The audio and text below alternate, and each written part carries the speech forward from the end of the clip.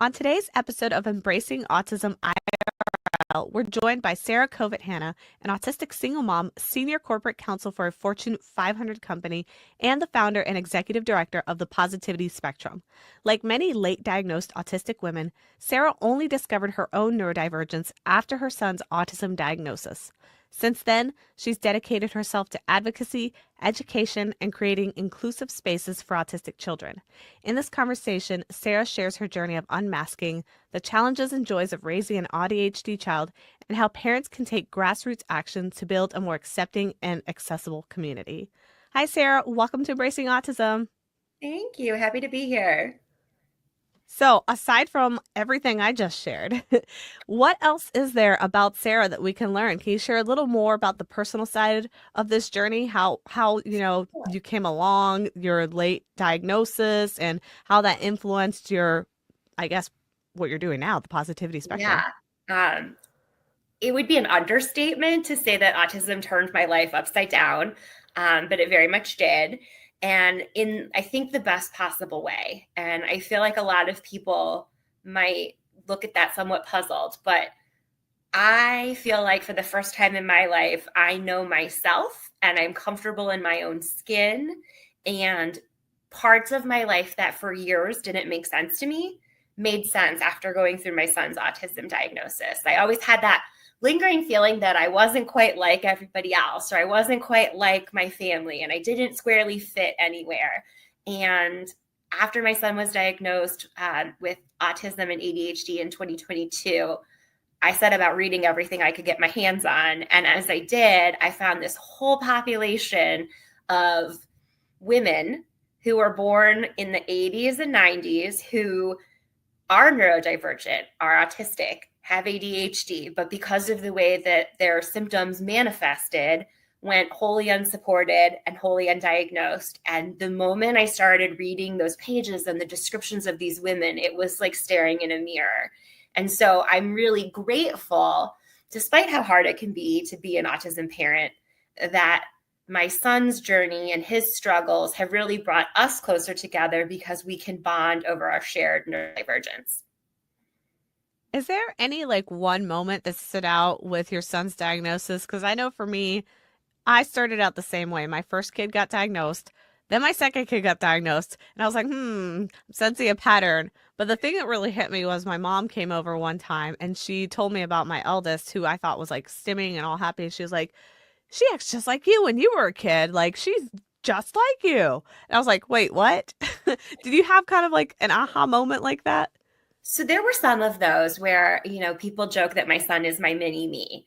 I think the moment it hit me the most was when I was reading about this group of women, and they're basically high achieving performers. They're perfectionist tendencies. They, like things just so, and they're often, seen as too much or aggressive. And my whole life, I've been characterized as this big personality and, at times larger than life. And I'm this go-getter and I'm not happy unless I'm moving 100 miles an hour. And I just read that.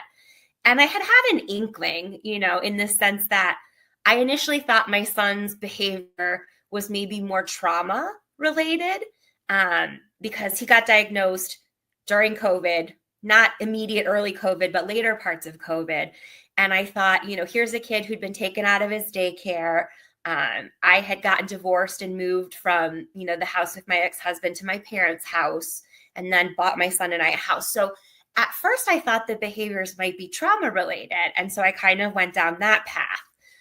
But it wasn't until the daycare started questioning my parenting and telling me that I should go to parenting classes because I was a bad parent that I kind of started to look a bit deeper and work with the psychiatrist and talk to the pediatrician, kind of ended up on the path to diagnosis for my son and understanding for myself. Gosh, that is so harsh. And just hearing that really frustrates me for you. I really cannot stand the like lack of education out there where there's always this constant like parent blaming, parent shaming when it comes to parents of not just autistic kids, but like neurodivergence in general, whether it's ADHD or whatever it may be. It's like people's go-to reaction is to blame the parent. Have you noticed that?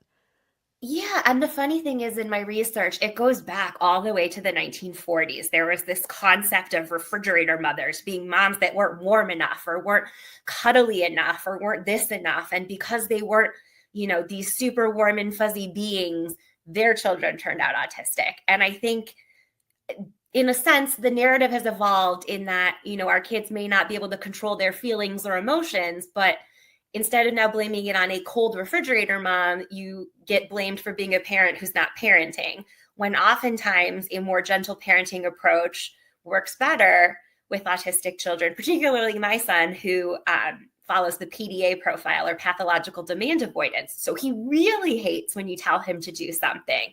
And so following the traditional parenting model of saying no or don't do that or giving instructions actually exacerbates a situation and makes it go from bad to worse really quickly. So I do get looks sometimes when I'm kind of hanging back gentle parenting and he's melting down, but at this point I don't really care.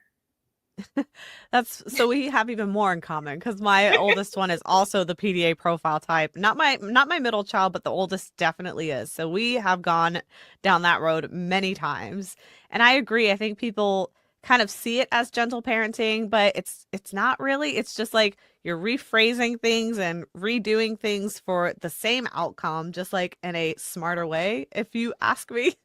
It's like, I don't know. I don't think it's gentle parenting so much as it is clever parenting. I mean, there's absolutely an element of clever parenting. I like that in it because you're really thinking very mindfully about how you approach every topic with your child. And I think one thing it's taught me about Jacob, who's my son, is that children with autism and children in general are so much smarter and more capable than we give them credit for. And that clever parenting or gentle parenting approach really treats them like the equals that they are versus the more parent-child structure of I give you a demand and you go do what I say because I'm the authority. I feel like in a lot of ways I've had to earn my son's respect and willingness to do that which I suggest that he do versus a child who just blindly accepts their parents' authority. So, does that kind of does your diagnosis kind of influence your approach on that? Did you having a recent diagnosis change at all your perception on how you should parent? Yeah, I spent a lot of time reading books. So I remember early on reading, Sincerely Your Autistic Child and 10 Things Your Autistic Child Wants You to Know, and digging into the resources from the PDA Society. And, specifically with PDA, as I'm sure you're aware, having a PDA, or there aren't a lot of resources out there. The United States is so far behind the UK and Australia as far as what resources are available and what support there is for parents. It's not even a recognized diagnosis in the DSM. So in a lot of ways, you feel like you have to advocate to get someone to understand. It's hard enough to get autism accommodations for your child, let alone when your child has a type of autism that's not commonly seen and people don't know what to do with it. So I think for me, I keep going back to my comfort spot is books and research and note taking and really having a tangible material. And so that has really been kind of my guiding light in figuring out how to parent my son the best way. So let's take a little bit of a look on your own experience in terms of your challenges that you faced. So you got a late diagnosis, but obviously you were autistic your whole life. You just didn't know.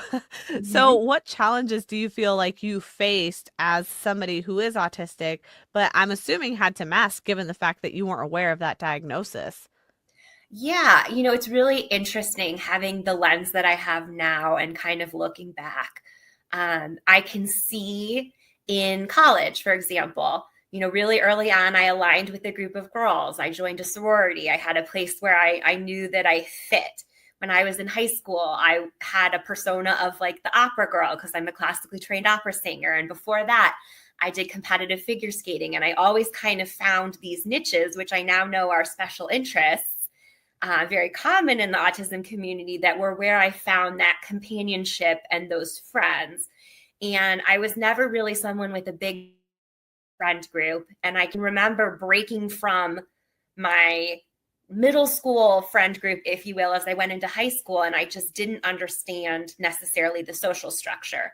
So in college, being in a sorority, the social structure was already there for me. So all I had to do was kind of show up. And I had a couple of really close friends within the sorority, and I think I really aligned my personality to kind of who they were. And, I have read a lot about masking and how you kind of pick a person or you fawn. And when I think about that group of friends, I totally internalized, some of their personality traits and some of the ways that they did things. And then I left college and moved home to my parents' house for law school. And it was just, I didn't even know what to do with myself, right? I was back in another school environment, and there was a social structure again. And I really kind of focused on the work and not so much the social scene because I didn't know what to do. And I was fortunate that a few of my friends from growing up were in the area. So I relied on what I knew. But I think where really being autistic would have helped me, or knowing that I was autistic would have helped me the most, was when I started my career. So right after law school, I started working for a government affairs compliance firm. And my entire career, I've excelled at the work. I'm great. I get glowing reviews. I'm detail oriented. I'm super highly motivated, all the things. It's the social structure of workplaces that is very challenging for me. And I look back, and there's one manager who will forever be ingrained in my mind because she promoted me into her department, but then basically told me she was going to block my advancement because something about me irked her.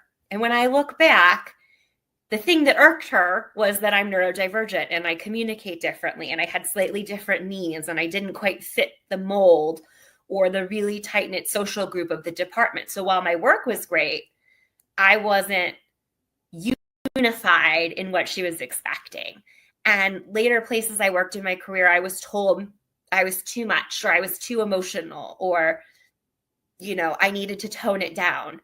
And now, knowing that I'm autistic, one, I'm not going to tone it down. Two, I'm at a company that has an employee resource group for people with disabilities or caregivers to people with disabilities, where we actually support and appreciate people's differences.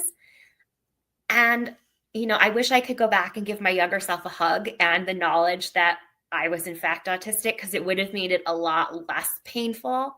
And being that I'm not a bashful person, I probably would have just advocated for myself in those situations as well. That is painfully relatable to me.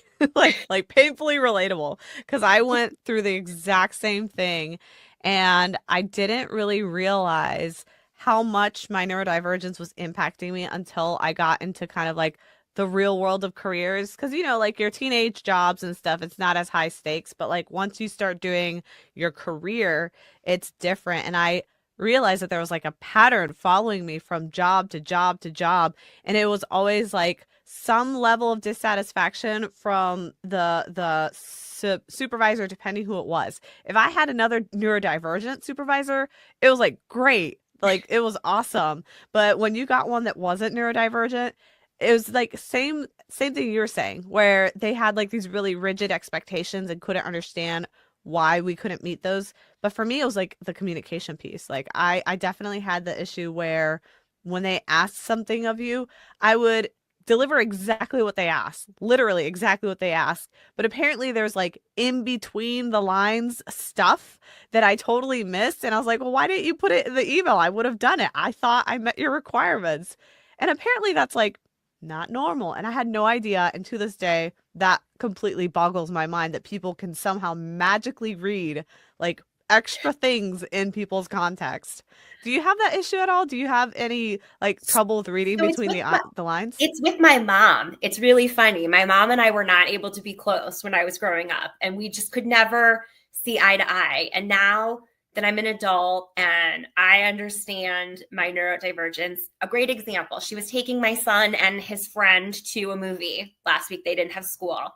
And my mom asked me for the number and address for the friend, right?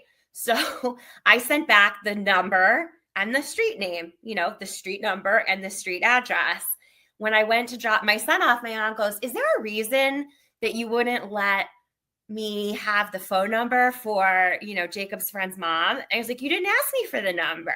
You asked me for the number and the address." And it's things like that where someone else would read number and address and think phone number and address, whereas I was very literal and saw number, street number, and address, street.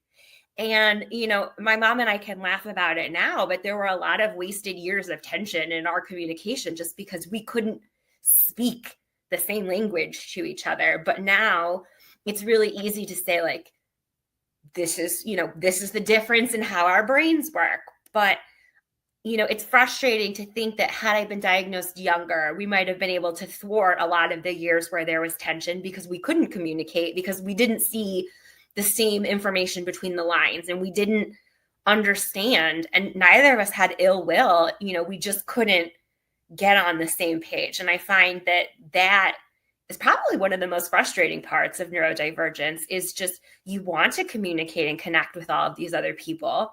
Especially me, I'm extroverted and I like people, but I find that if I'm not amongst my people, I have a much harder time connecting, and I start to feel tense and I get sweaty and I'm just really uncomfortable. Whereas when I'm at one of our nonprofit events and most of the parents there are parents of neurodivergent kids, I'm so at my own leisure. I feel very comfortable. I don't feel like I'm masking. I'm not exhausted afterwards from having to try to be something that people think that I should be. I'm just, messy bun mom Sarah, and life is good. That is so incredibly true because, like, for me, I also feel like a level of anxiety talking to people who don't understand autism, mostly because I feel like I'm walking on eggshells because I know what I'm trying to say. I know the intent behind my words, but I never know how somebody's going to take it.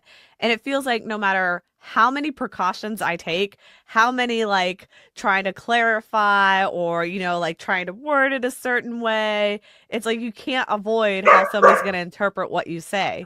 So for me, that's always been something that's like really challenging because it's something that you can't really ever control. You can't control how somebody perceives what you say.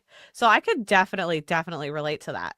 But given that context and given that understanding and that experience that you had with your mom, do you feel that that has influenced your parenting with your own child, or have you made any like conscious changes because of that, knowing his diagnosis?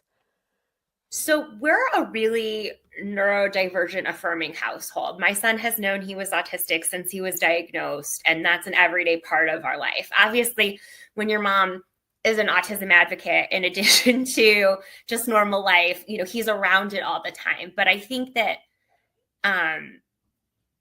what really makes it different, I'm able to point to things when he has a frustration with a friend at school or a situation is challenging. I'm able to look back on my own childhood or my own life and say, this was hard for me too, or I didn't have a lot of friends at this point in my life, or people didn't understand me, etc. And that was really hard.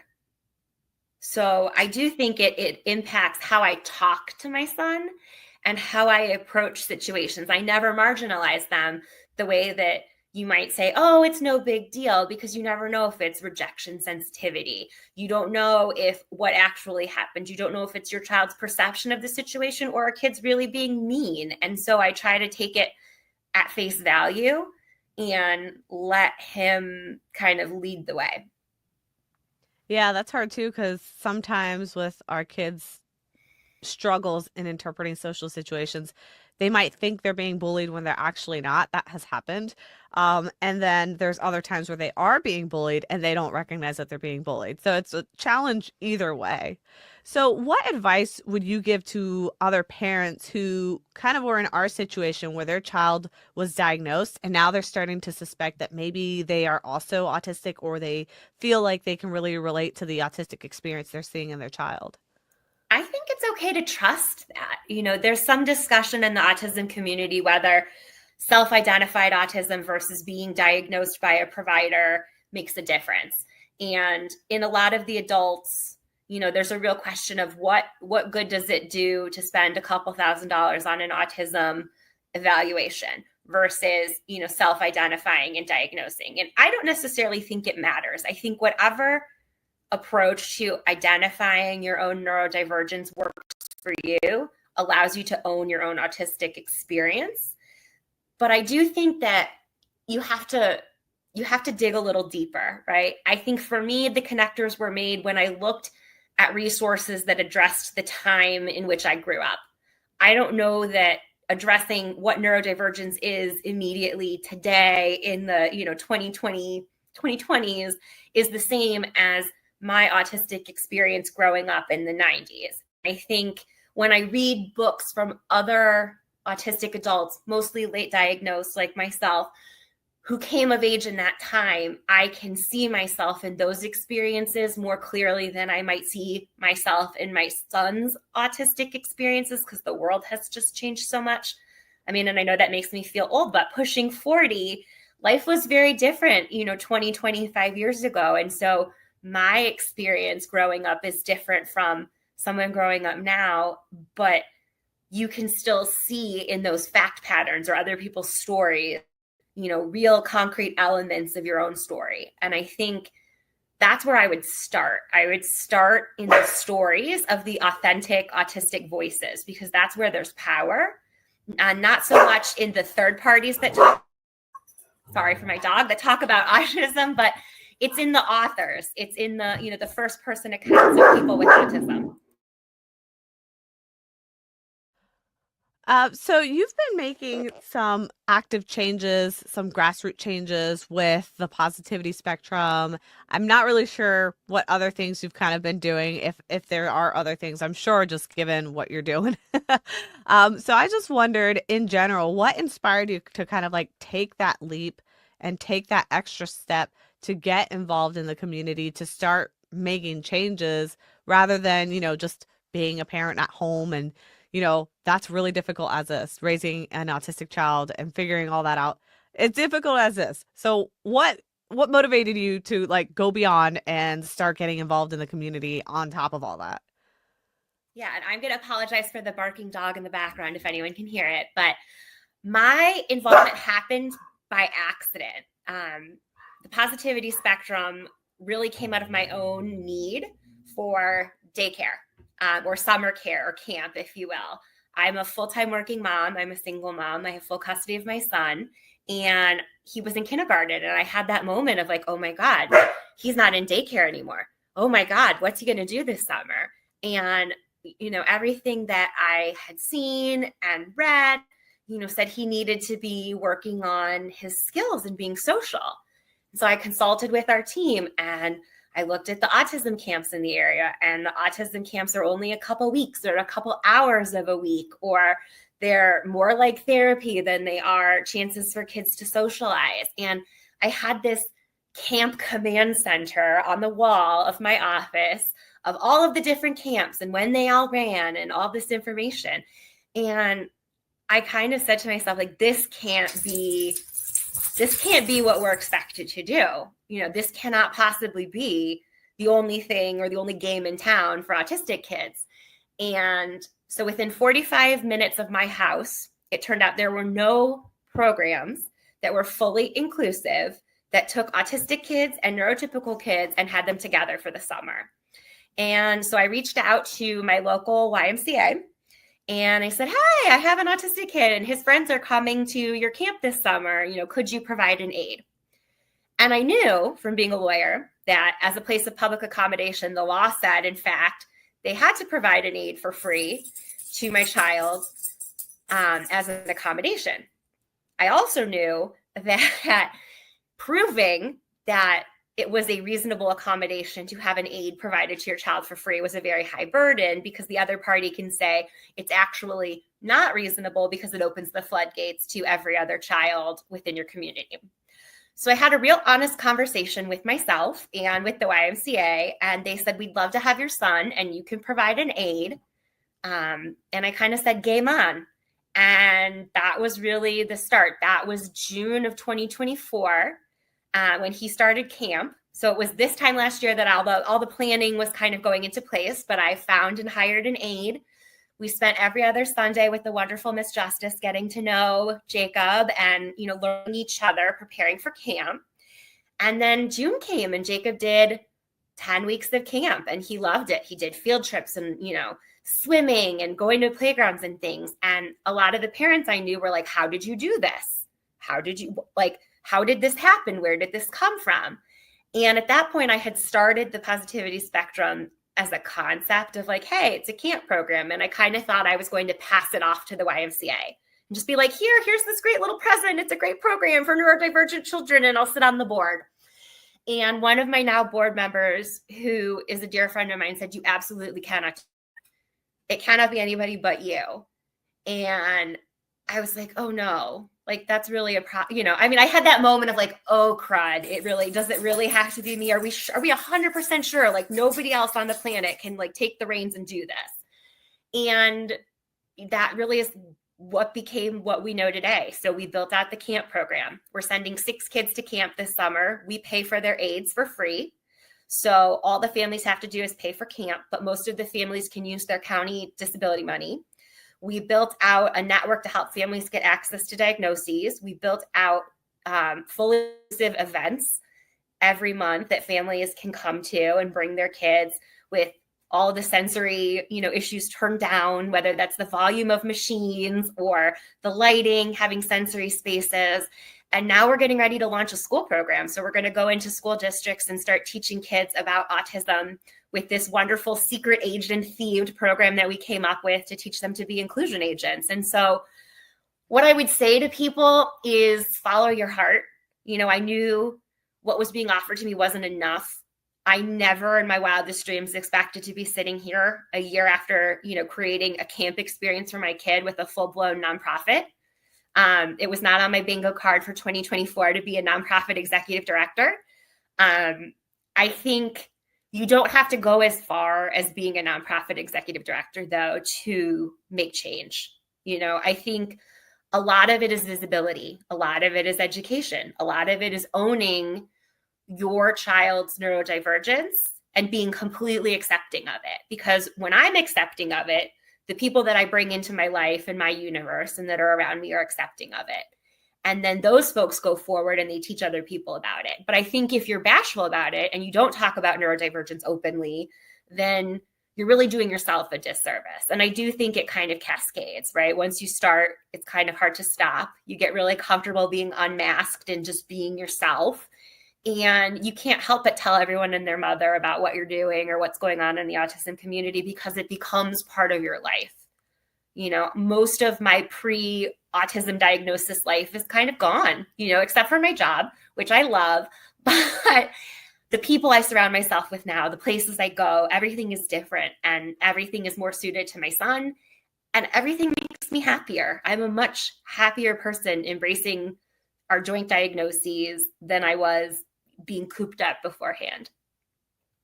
Yeah, it's definitely much more fulfilling feeling like you're doing something that actually means something. I've kind of gone through a similar journey as you, where kind of shifted gears on what's important. As you can see, we're doing this podcast. So I was wondering, for somebody who maybe does not have as much experience as you in this area, what would you recommend if there's like a parent out there who has like all the willpower and all the interest in starting some sort of change in their community, but like they don't really know where to start or what that first step should be? Do you have any advice or recommendations on like what a reasonable first step could be for them? Yeah, so I would say look and see what other people are doing. So in our community, which is like Cleveland, Ohio, there are certain organizations already doing certain things, right? We've got an Autism Society for Cleveland and an Autism Society for Greater Akron. We have, a wonderful organization called Milestones that refers families to resources. And so when I thought about starting my own thing, like I said, it was kind of by accident, but I was already participating in activities and events and learning opportunities that these other organizations had. And, one of the executive directors asked me a couple of weeks ago, like, why didn't you come to us and say, hey, I have this great idea? And I think it didn't even occur to me at the time. And I think if you're the parent sitting there thinking that you want to do something, you don't necessarily have to go off and do your own thing. You could go do something with someone else or volunteer your time with someone else. But the number one thing I would say is make sure whatever you choose is something you're passionate about. Like, I look forward to 9 o'clock at night till like 1 a.m. when I'm working on stuff for my nonprofit, which sounds crazy. And people ask me when I sleep, and I'm like, I don't really know, but I do somehow because I'm still alive. But it fuels me in a way that I can't explain to people. And so if you're a parent and you haven't gone down the path of advocacy or volunteering or something yet, I'd say pick something that means something to you. You know, whether it's starting a podcast, whether it's sharing stories on social media, whether it's raising money for an organization, all of these things are equally important. And all of us have a skill set that can be used for something. You know, in my case, I'm loud, I'm bossy, and I'm a take charge kind of person. So running my own show is very conducive to just who I am as a person. But I have board members who are phenomenal leaders, and they're doing other parts of the work so that I can do this part of the work. And so I think if you are a parent and you're looking to get involved, what skill do you have?